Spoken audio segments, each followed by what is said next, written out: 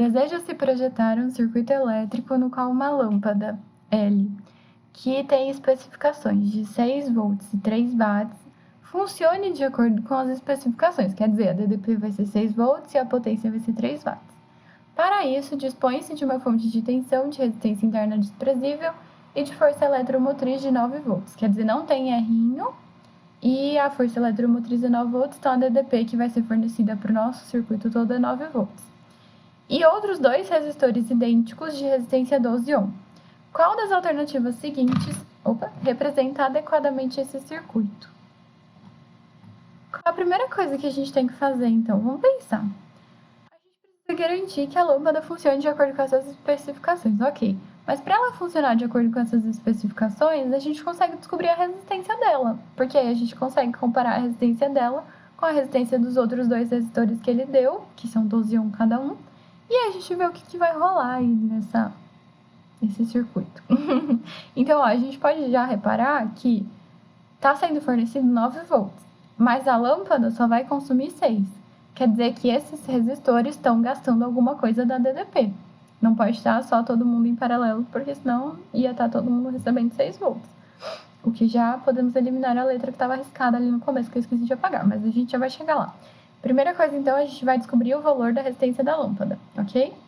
Então, a gente tem uma DDP de 6 volts, uma potência de 3 watts, e a gente quer uma resistência, então a gente pode fazer um por exemplo. Então, a gente tem, se eu inverter o P com o R, não tem problema, né? Porque eles estariam se multiplicando na hora que eu multiplicasse em X, então eu posso inverter a ordem, eu vou passar o R que estava dividindo, multiplicando para lá, e o P dividindo para cá, tudo bem? Fiz tudo de uma vez. E vou já substituir os valores. Então, meu R vai ficar 6 vezes 6, que é o 6 ao quadrado, dividido por 3. Aí eu posso simplificar o 6 com 3, vai ficar 2. 6 vezes 2 é 12. Então, a minha resistência da lâmpada é 12 ohm. Ou seja, ela tem a mesma resistência dos resistorzinhos. Então, todo mundo é 12 ohm. Isso é ótimo, porque facilita a nossa vida. Mas tudo bem. O que mais que a gente pode pensar?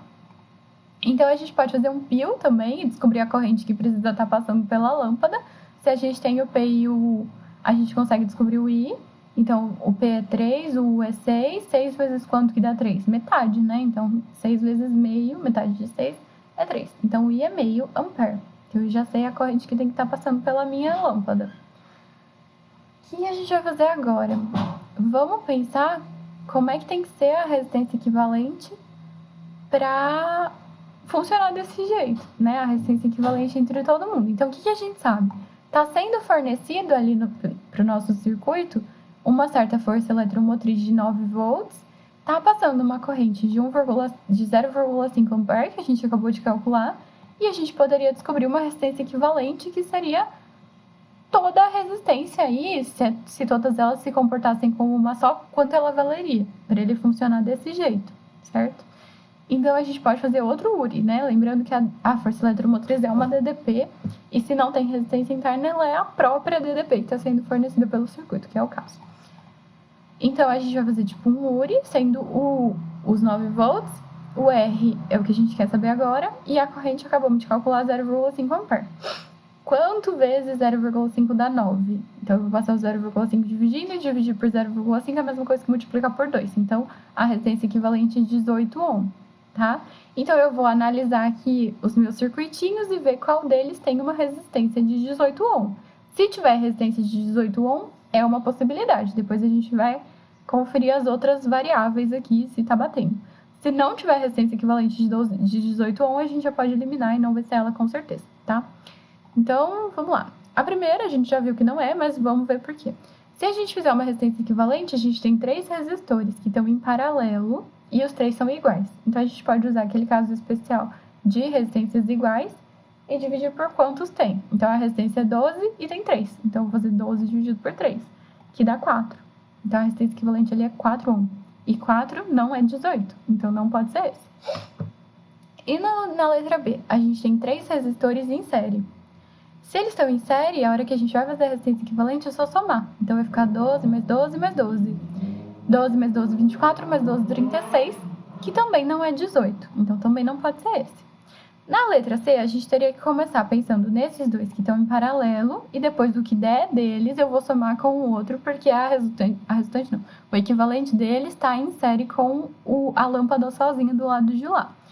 E aí, vamos ver, então, a gente tem dois iguais, então eu vou fazer 12 dividido por 2, que dá 6, e daí 6 com 12 em série, eu vou somar, vai dar 18 ohm. Então, a letra C pode ser. Se não tiver mais nenhum, com certeza é a letra C. Mas vamos com calma. Na letra D, vai acontecer muito parecido, porque percebe, eu também tenho os dois aqui em paralelo, eles também são iguais, então vai ficar 12 dividido por 2 dá 6. E aí, de novo, a minha resistência equivalente deu 18. Então, a D também pode ser. Depois a gente vai entender qual a diferença entre essas duas. E na letra E, a gente tem os dois R's aqui embaixo em série, 12 mais 12, 24. Só que esse 24 está em paralelo com o 12, e agora eles não são iguais, então eu não posso usar aquela técnica de pegar o R e dividir por quanto tempo, porque eles são diferentes. Então eu preciso de outra técnica para calcular a resistência equivalente em paralelo. Por exemplo, eu posso fazer produto pela soma, já que só tem 2 é fácil. Então eu vou fazer resistência equivalente igual a 24 vezes 12 sobre 24 mais 12. Aí, em vez de fazer a conta lá em cima, que é muito chata, eu vou fazer a soma embaixo, dá 36, 24 mais 12, e eu vou simplificar o 36 com o 12, vai dar 3. E daí 24 dividido por 3 dá 8, que também não é 18. Esqueci que eu tava na frente, pronto. E 8 também não é 18, então também não pode ser a letra E. Acho que aqui é mais fácil. E aí a gente ficou entre a C e a D, certo? E agora, o que a gente vai pensar? Então, a gente sabe que a corrente que está percorrendo o circuito todo é 0,5 ampere, certo? Então, 0,5 ampere estaria vindo aqui para a direita, lembrando que ele sai do mais, né? Então, tanto na letra C quanto na letra D, ele está vindo aqui. Então, vamos pensar primeiro na letra D, que é mais fácil. Mais fácil não, sei lá, tanto faz, mas vamos começar por ela. A gente vê, então, 0,5 aqui para a direita, ele vem e tal. Aí, chega nesse nó, o que vai acontecer? Ele vai se dividir, um pedaço para cima e um pedaço para baixo. Como os dois têm a mesma resistência, eles estão em paralelo, portanto têm a mesma DDP também, com certeza eles têm a mesma corrente. Então essa corrente vai se dividir na metade. Então vai 0,25 para cima e 0,25 para baixo. Mas qual é a corrente que tem que passar na lâmpada para ela funcionar de acordo com as especificações? Não é 0,25, é 0,5. Então não pode ser a letra D. Mas na letra E, na letra C, sim acontece isso, porque ele se separa, mas a hora que chega nesse nó, ele se junta de novo e na lâmpada, que está aqui fora, passa o próprio 0,5 ampere. Por isso que a resposta é a letra C. Foi intenso, né?